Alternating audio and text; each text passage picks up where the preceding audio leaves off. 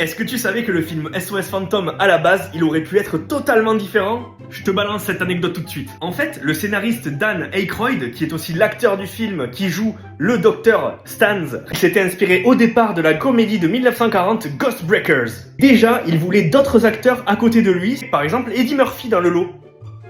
Ok. Le scénario il se passait dans un futur proche bien plus sombre, et il voulait pas se contenter de 4 chasseurs de fantômes, mais plutôt d'une douzaine de chasseurs qui allaient combattre des hordes de fantômes de toutes les époques et de tous les âges. En plus de venir d'époques différentes, ils venaient aussi de dimensions différentes. Tu sais, à la fin du 1, il y a un boss, le Bibendum Chamallow. Ben là, dans la première version qu'il a imaginée, lui, il venait bien plus tôt dans le film. Il arrivait bien plus tôt puisqu'il faisait partie des 50 méga-boss que les douzaines de chasseurs de fantômes devaient exploser. Le film, il n'a pas été rendu comme ça, et tout ça parce qu'en fait, en 1984, il aurait fallu 300 millions de dollars pour